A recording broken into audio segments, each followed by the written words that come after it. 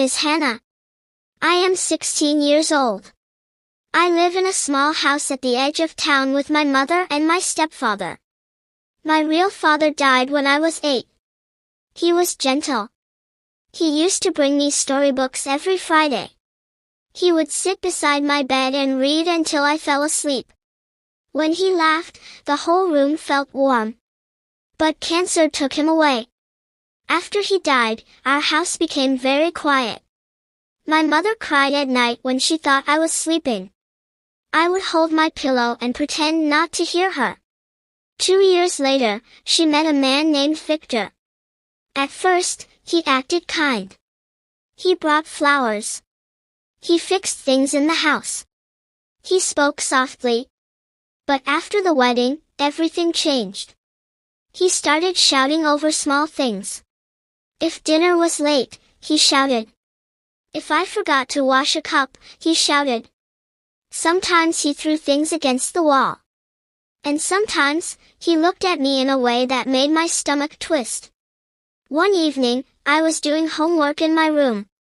The door slowly opened. Victor stood there. You don't talk much, he said. I didn't answer. He stepped inside and closed the door behind him. My heart began to race. I quickly stood up and ran past him. I didn't stop until I reached the kitchen where my mother was washing dishes. Mom, I whispered, my voice shaking. I don't feel safe. She turned around slowly. Her face was tired. What are you saying, Hannah? She asked. Victor scares me. Before she could reply, he walked in. She is lying again, he said calmly. She just doesn't like me. My mother looked at me with disappointment. You need to accept him, she said. He is your father now. My chest hurt. I felt invisible. That night, I cried quietly under my blanket. I missed my dad more than ever. The next day at school, I couldn't focus. My teacher, Miss Carter, noticed. Hannah, are you feeling all right? She asked gently. I forced a smile. Yes. But she didn't look convinced. Days passed. Things at home became worse. Victor's anger grew. My mother stayed silent. One night, I heard them arguing loudly. It's your daughter, Victor shouted. She's just a child, my mother replied weakly. The next morning, someone knocked on our door. A woman wearing a navy jacket stood outside.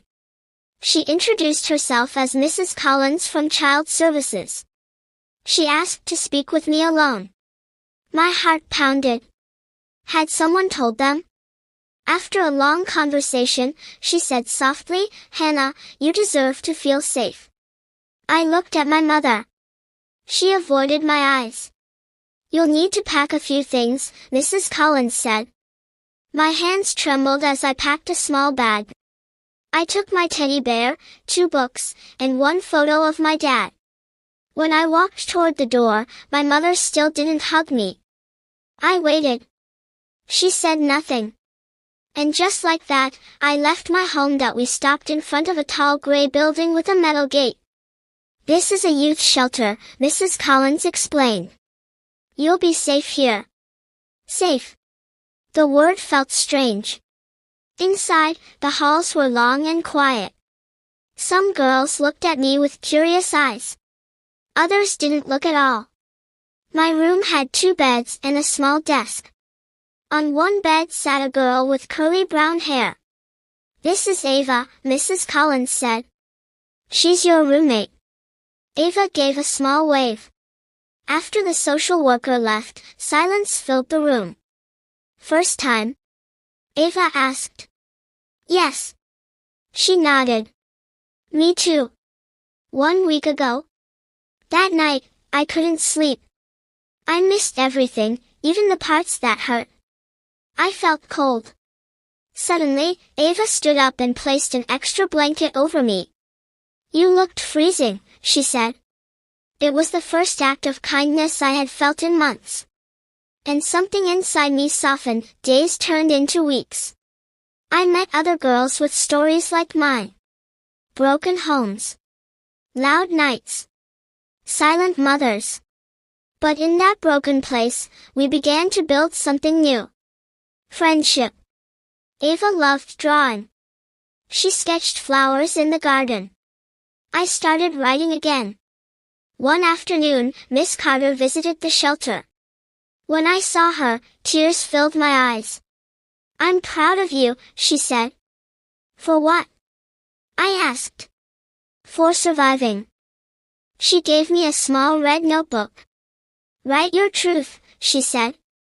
That night, I wrote, "Dear Dad. I was scared. I felt alone. But I am still here. I am trying to be strong like you taught me." For the first time in years, I slept peacefully. One cold morning, I was called to the front office. "Someone is here to see you," the staff member said. It was my mother. She looked thinner. Older. "I'm sorry," she whispered. I stayed quiet. "I was afraid to be alone," she said. "I made the wrong choice." Tears filled her eyes. "Can you forgive me?" I took a deep breath. "Not yet," I answered honestly. She nodded slowly. "I'll wait," she said. When she left, I didn't feel anger. I felt space. Space to heal. Spring arrived. Flowers bloomed in the shelter garden. I sat outside one afternoon, sunlight warming my face. Ava sat beside me. "You look different," she said. "I am," I replied. I opened my red notebook and read aloud. "Dear me. You are not weak. You are not unwanted. You are brave. And you are enough." A bird flew across the bright sky. Maybe one day I would have a new home. But now, I had something stronger. My voice. And this time, I would never let anyone silence it.